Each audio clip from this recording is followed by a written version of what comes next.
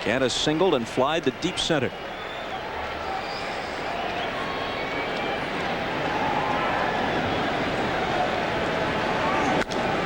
And this ball is blasted to left center field, and the Cardinals just got to run back.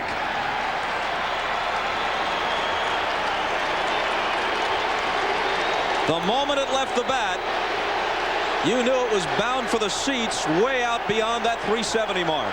Well, you cannot make any mistakes, especially up and over the plate to Ron Gant. You can pitch him up and in and get the ball away, but you cannot make mistakes up and over the plate. Take a look at this pitch and see where it is. Up and over the plate, and I mean, he puts a charge into it. And Ron Gant is very strong. When he hits it, he knows that that one's going a long ways. He actually wants to watch it. All you had to do is look at Ricky Henderson on that one. He didn't even chase it. He turned around to watch where it was going to land. Getting into that area now with Ashby. He hasn't gone more than 6 since back in May, Bob. Here we are in the 6th inning. Nobody out, and they got to run in. Nothing doing in the Padre bullpen yet, though.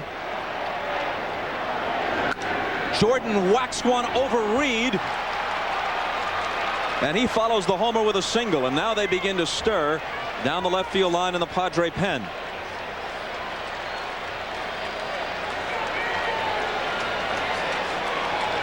Talked about Ricky Henderson knowing this ball was out of here. Watch Ashby.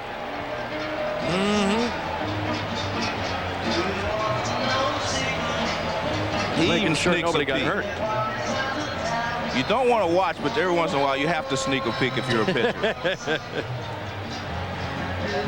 Tim Worrell, the brother of the Dodger and former Cardinal Todd Worrell, up and throwing in the Padre bullpen. Dave McKay, the first base coach, along with Brian Jordan.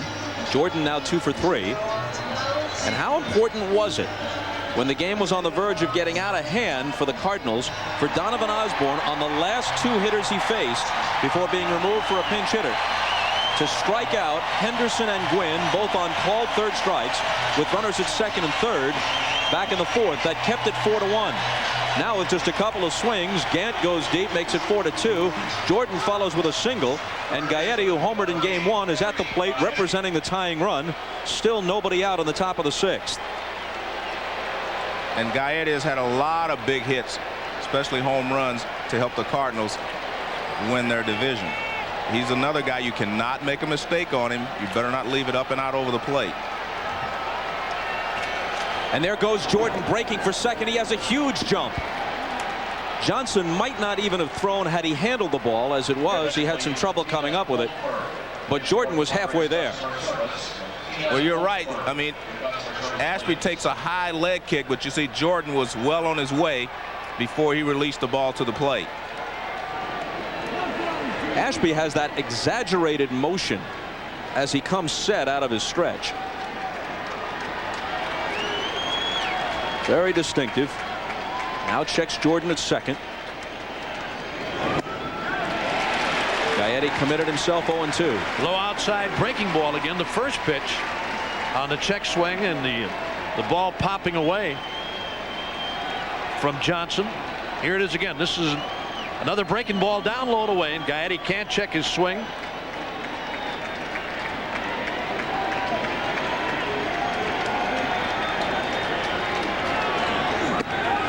Strike 3, and Gaetti knew it. You have to give the catcher Brian Johnson a lot of credit for that strikeout. This is very good pitch selection. You throw him a couple of breaking balls, he chases them, so he says, I got to make sure that I don't chase another breaking ball. But this is not a breaking ball. It's a fastball right on the outside corner. And this is what I like. A veteran like Gaetti, he says, hey, you got me. He walks away. And this is 0-2 right on the outside corner. Ball kind of tailed back and got the outside corner. See, Gaetti only mad at himself, not the umpire. 5th strikeout for Ashby. Now Mabry, who's 1 for 2, singled his last time up. You know, in that situation too, Joe, you look at a guy like Gaetti, who's a big power hitter for you, but on a pitch that he had a chance to drive one to the right side maybe and move that runner up 90 feet, he takes the pitch.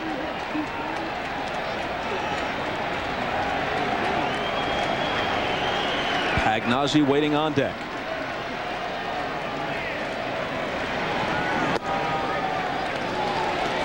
2-0 to Mabry. Sun setting over Southern California. Padres hoping the sun isn't setting on their season. Down 2-0 in a best of 5. Leading game 3 4-2. But the Cardinals trying to mount a rally in the 6th. 2-0 pitch hit hard and by the diving Sinfracco. The Cardinals are within 1. Down into the bullpen it goes. And Mabry sprints around second base and heads for third. There was no call that it should be just a double, and apparently he'll be allowed to remain at third with the triple. Well, the ball is alive down in the bullpen. You have to go in and dig it out. Tony Gwynn goes to dig it out, but by the time he digs it out, 1 run had scored, and Mabry was on his way to third base. Takes this low fastball and whistles it past the diving Sinfracco at first base. Now watch the ball go down into the corner. Smash and it goes right down into the corner. Now here's Tony Gwynn. He goes over to chase it. He knows that he has to dig it out, and it's in the bullpen, but he knows he has to go in there and get it, and he goes in, but by the time he gets it back, the Cardinals are within 1, and the tying runs at third with less than 2 outs. Yeah, it's odd to see those guys in the Cardinal bullpen, Joe, lifting chairs and getting out of the way for him.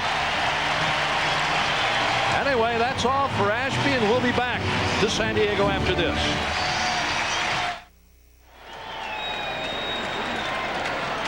Tim Worrell in, replacing Ashby. Pagnazzi to the plate. Ball 1 inside. Double switch by Bruce Bochy.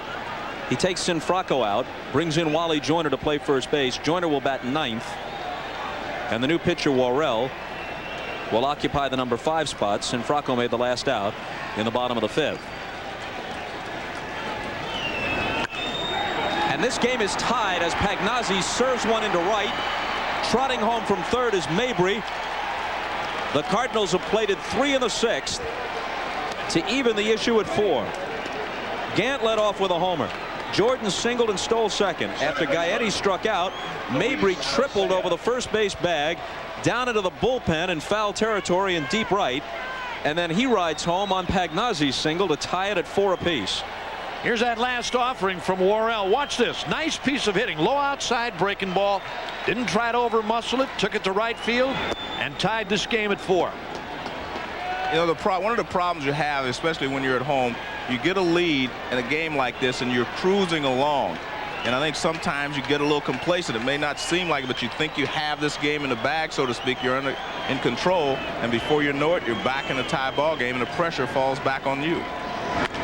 Alicea bounces it to Joyner, scoops it up on his first chance, goes to second for 1. Back to Worrell covering, but Alicea beats it, and they don't turn the double play. Well, Worrell was off the bag. That was the problem. The throw actually beat him, but Worrell was off the bag. Nice play here by Joyner. They make this play very well. Now watch, the first baseman does not try to get back. They make the throw to second base. Now watch. He's not on the bag. Oh, yeah, they have him beaten by plenty. Yeah, he had him beat, but he was not on the bag. Couldn't find it as he got over there trying to cover, I guess. Everything went well except for Worrell touching the bag.